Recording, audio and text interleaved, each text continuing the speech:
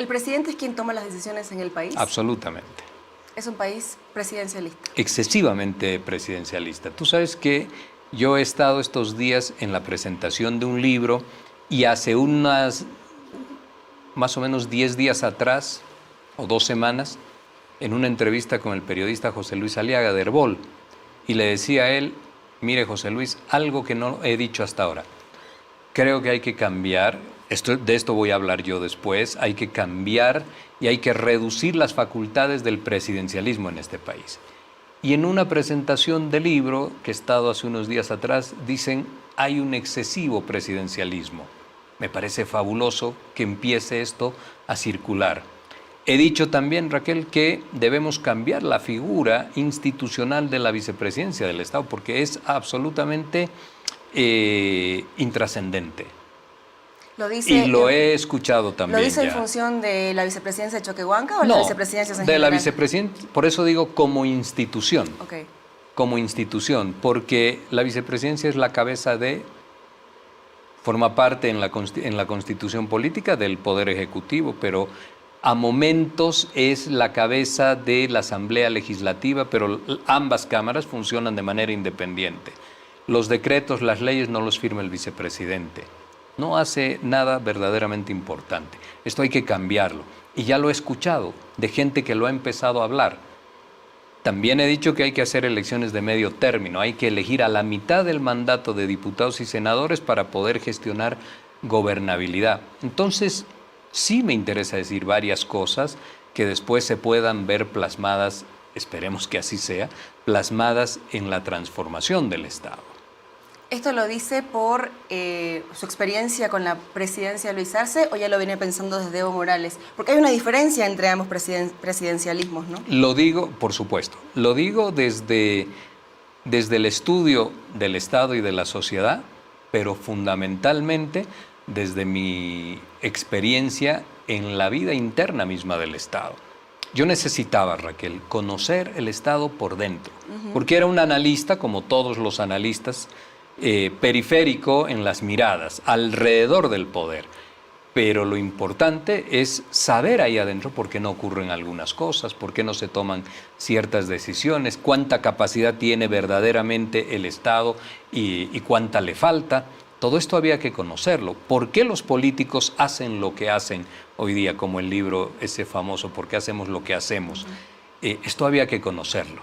Entonces, hoy en día, los temas de los que yo hablo están en función de dos elementos, del análisis de muchos años, de la sociedad, del Estado, del poder, de la política nuestra y del conocimiento por dentro del Estado boliviano. Y ahora que estuvo en la entraña, ahí, en la víscera del Estado, ¿quién es Lucho Arce?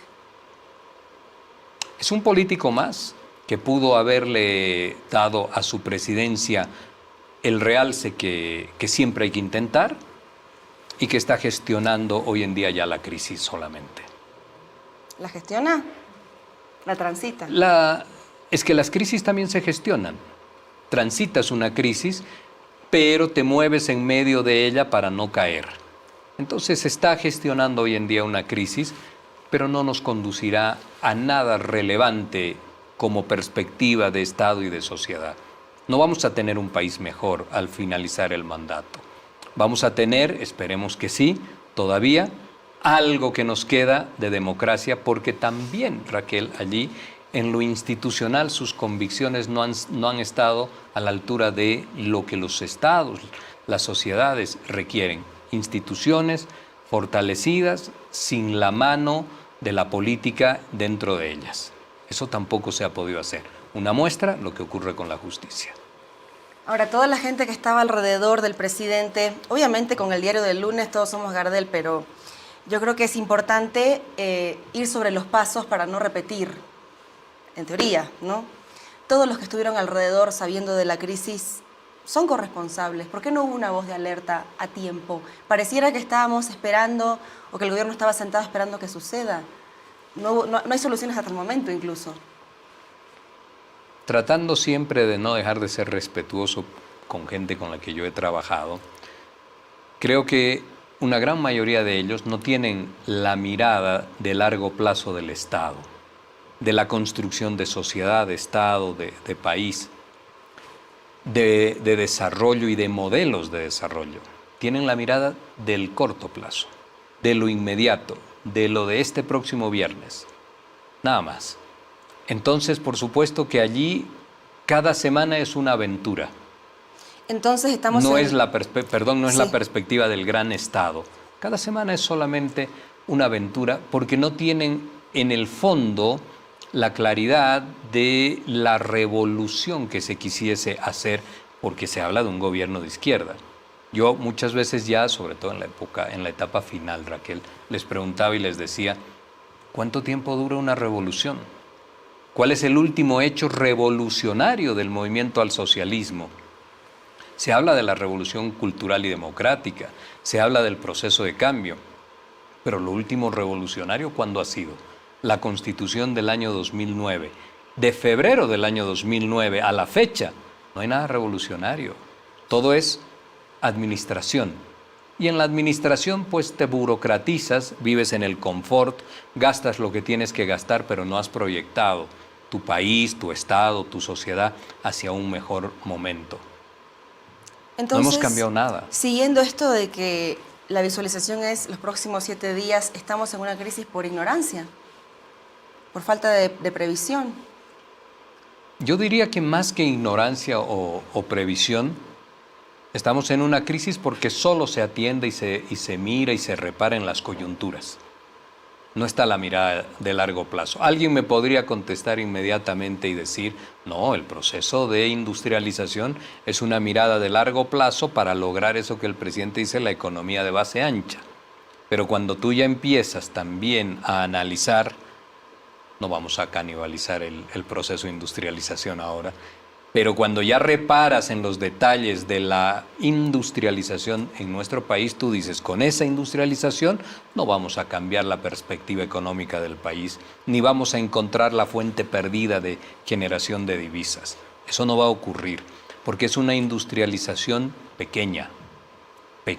En un país que lo importa prácticamente todo, esta es una industrialización pequeña, residual. Entonces, la mirada de industrialización tiene que ser mucho más agresiva, en mi criterio, en 3, en 4 o en 5 áreas fundamentales y no más, que puedan potenciar al Estado de una manera importante.